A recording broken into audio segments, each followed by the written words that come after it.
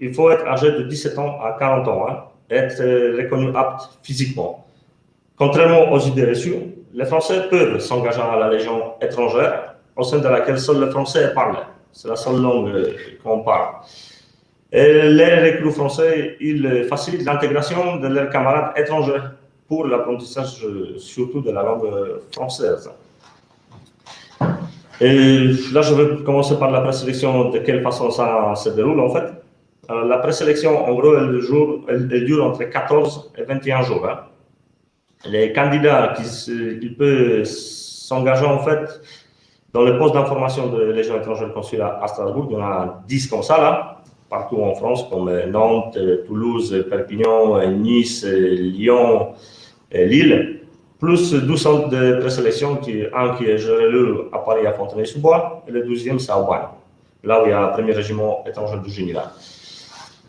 Et là-bas, en fait, ils y effectueront les tests médicaux, les tests psychotechniques, physiques, et un entretien de sécurité et de motivation. Le contrat initial est de 5 ans. La formation initiale elle-même, elle dure environ entre 4 mois, puis encore 8 semaines d'une formation spécialisée initiale adaptée aux particularités de l'unité dans lesquelles les gens légionnaires ils sont dirigés après leur instruction, tout simplement où ils sont affectés, comme infanterie, cavalerie, génie, régiment parachutiste, voilà. Selon sa manière de servir, le légionnaire a de nombreuses opportunités devant lui, comme les formations, montant en grade, sous-officier, voire officier. Et le parcours dans une unité compagnie est spécialisant dans les différents métiers de domaine. En fait, chaque légionnaire qui termine son instruction à Castelnaudary, il est affecté, comme je dis, dans un régiment infanterie ou génie ou peu importe. Hein. En tout cas, au début de sa carrière, il va servir dans une unité combattante. Hein. Ça dépend de 2 ou 3 ans, ça dépend de ses capacités.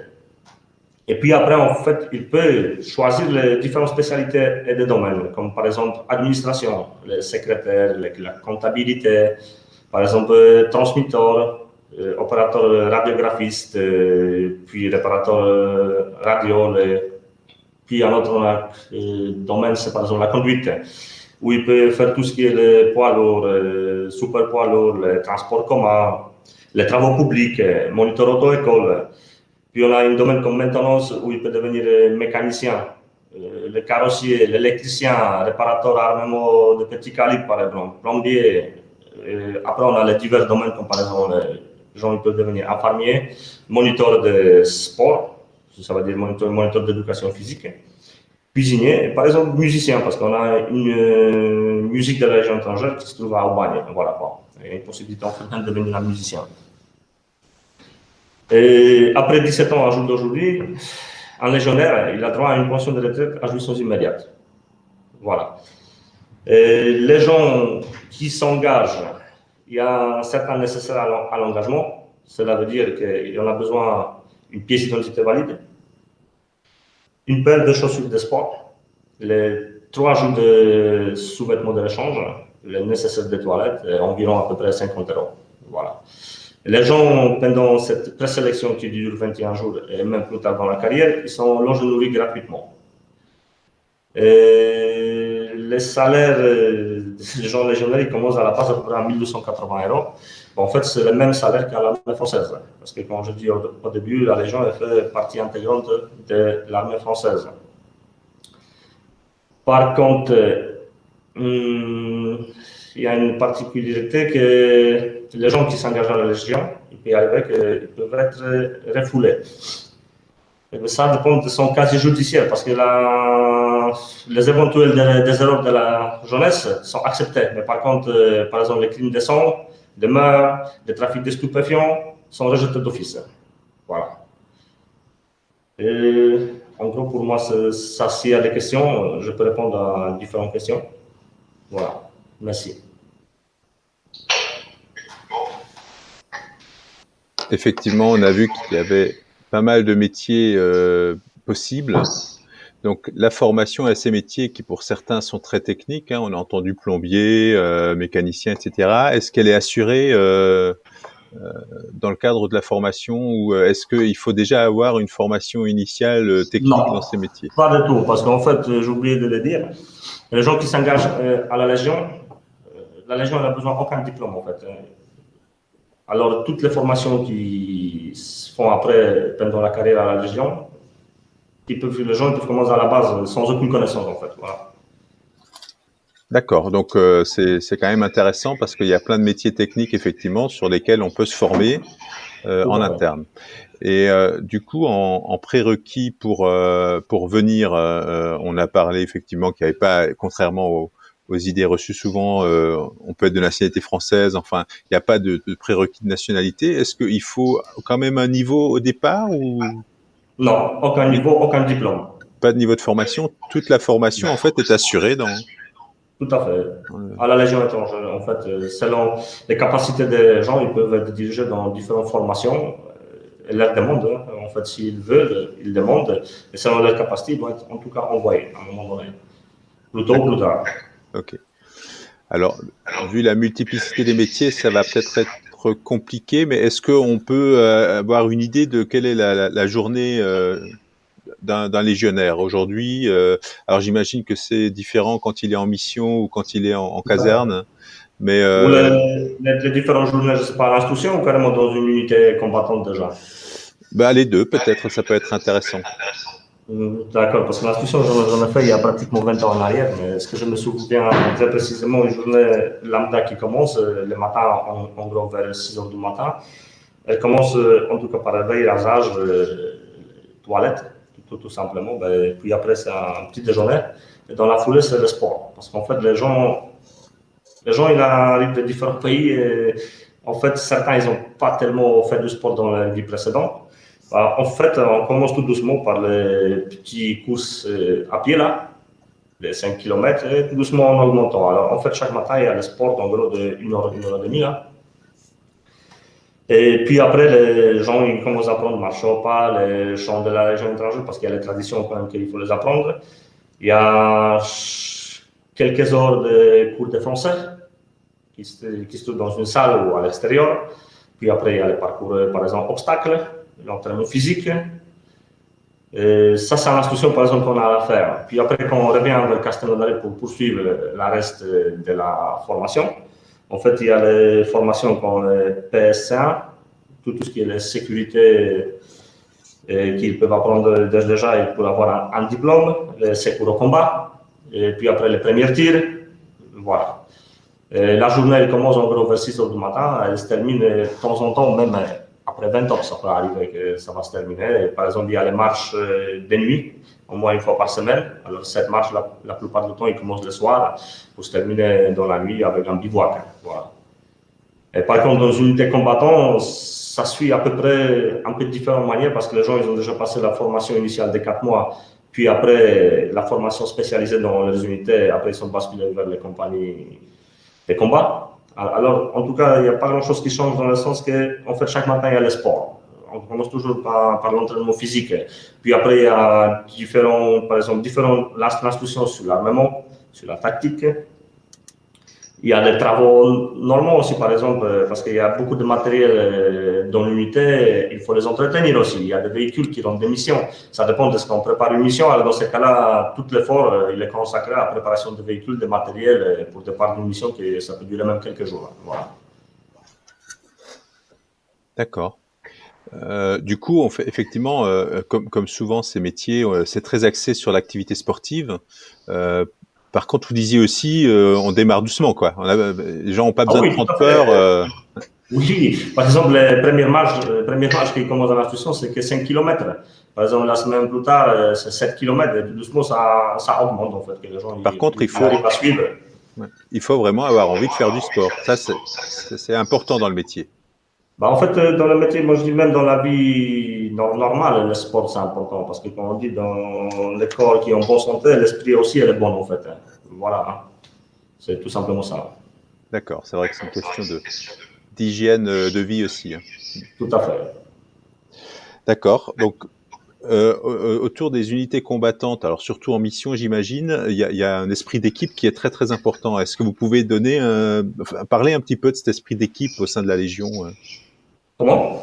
L'esprit d'équipe, le collectif, en fait. Collectif, en fait, les collectifs. Parce qu'il ne faut pas oublier que les gens, en fait, cette collectivité, elle commence déjà en fait dans l'instruction. Parce qu'en fait, les gens, 24 sur 24, ils sont ensemble dans la même salle. Alors, ils vivent ensemble, ils mangent ensemble, ils font tout ensemble, en fait, en réalité.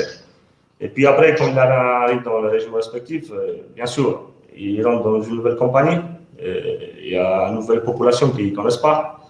Bah alors, en tout cas, les gens, d'un côté, ils sont obligés de rester dans les quartiers parce qu'ils sont logés, nourris gratuitement.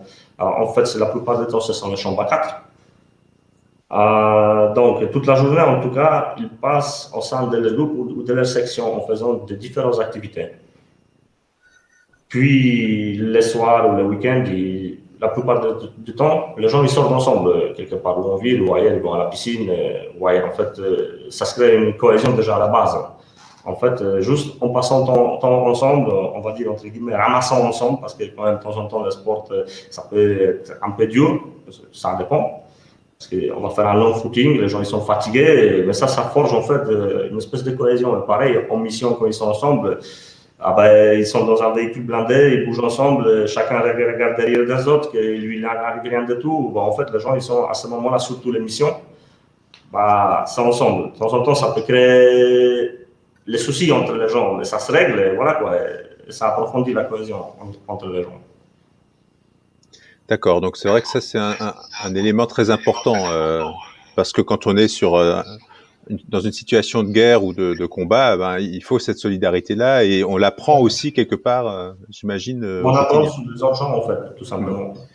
Mais du coup, ça veut dire que les liens sont coupés avec la famille ou Non, pas du tout. non? Parce qu'en tout cas, les gens, aujourd'hui, surtout aujourd'hui, tout a changé. Parce qu'on va dire, il y a 20 ans, 30 ans en arrière, on n'avait pas tellement de médias. Le téléphone, c'était assez cher pour appeler, on va dire, à l'étranger. Et aujourd'hui, on a tout, en fait. Les médias qu'on utilise aujourd'hui, les Werebi, il y a le Skype, vous avez WhatsApp, vous avez tout, en fait. Vous avez tout le temps les contacts avec la famille, peu endroit où vous êtes sur la Terre, en fait. Hein. Et puis après, chaque légionnaire, par exemple, première année, il a que, par exemple, 25 jours de permission annuelle. Et deuxième, c'est 35 et 45. En fait, après, chaque année, c'est 45 jours de permission qu'il peut demander de partir à l'étranger, voir sa famille ou visiter un autre pays, tout simplement. D'accord, donc c'est au niveau des jours de congé ou de C'est permission, assez c'est grand quand même, quasiment parce qu'au bout de 12 ans, vous avez quand même 45 jours jours de congé, ça fait 9 semaines quand même. Hein. C'est d'accord. assez, voilà, C'est même c'est plus assez volumineux. que dans le Que droit dans du le monde travail. civil, hein. Mm. Tout à Ouais. fait. En plus, les congés, tout est payé en tout cas, voilà, Mm. tout D'accord. simplement. Alors, apparemment, la présentation est assez claire parce qu'il n'y a pas de questions, mais moi j'avais une dernière question, peut-être pour vraiment donner envie ou qu'est-ce qui pour vous, qu'est-ce que vous auriez envie de dire à des jeunes qui se posent la question? Ça peut faire peur, hein. C'est vrai que la Légion étrangère, c'est une institution en France, mais on peut être impressionné par l'institution. Qu'est-ce que vous auriez envie de dire pour donner envie? En fait, vous savez, chacun ses buts dans la vie, en fait. Hein. C'est tout à fait parce que moi, je veux dire, les gens à la Légion, ils viennent de différents. Ils ont les différentes raisons de venir à la Légion étrangère, comme les Français, comme les étrangers, en fait. Vous voyez. Par exemple, ça dépend de périodes. Par exemple, dernièrement, on avait beaucoup d'Ukrainiens qui venaient à la Légion parce qu'ils venaient tout simplement à cause de la situation dans leur pays. Mhm. Vous avez les gens qui viennent, par exemple, juste pour avoir la nationalité française.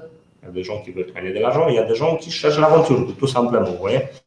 Moi, ce qui m'a attiré à la Légion, c'était en fait bouger dans les différents endroits de la Terre, aller partout et rencontrer les gens en fait. Parce que quand je suis arrivé, moi je suis polonais, je viens de là-bas, en fait, on ne voit pas cette population mondiale en Pologne, on va dire, voilà. Et ben, je suis arrivé, les premières chambres où j'habitais, il y avait un Chinois, il y avait un Slovaque, encore un Anglais, vous voyez là.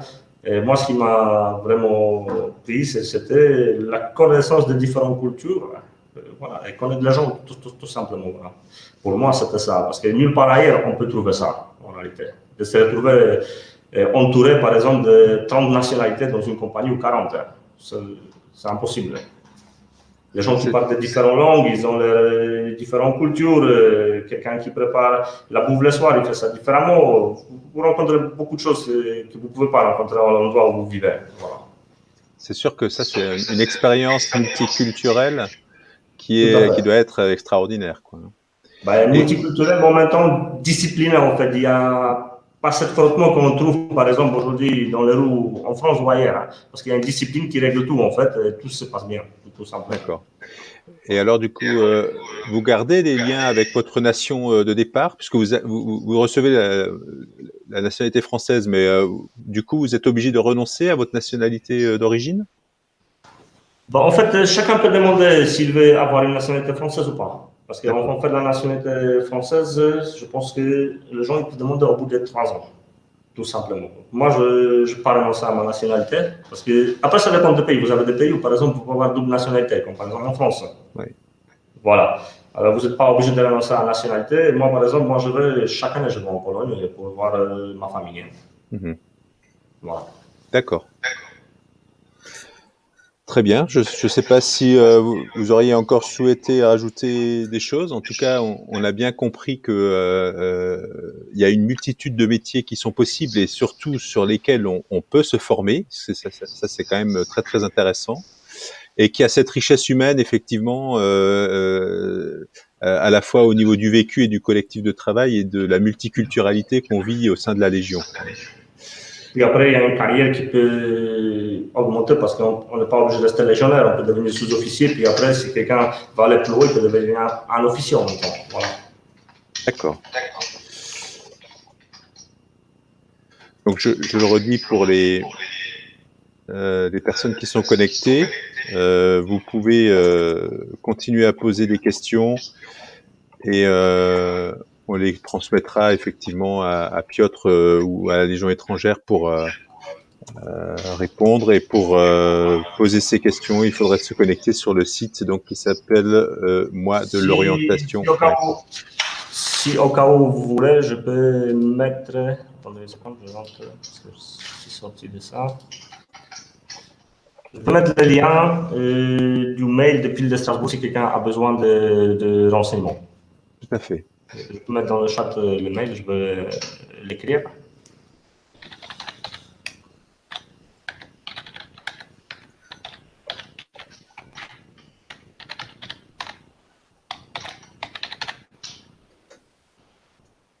Voilà. Ça, c'est le mail de Pile de Strasbourg, de poste d'information de la Légion étrangère. Si quelqu'un a des questions ou il va avoir plus de renseignements, ben, il peut envoyer un message sur cette adresse.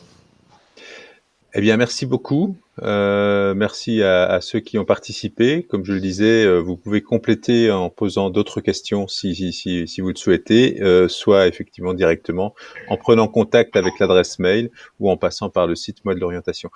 Merci à vous, Monsieur Kerzor. Merci pour cette présentation.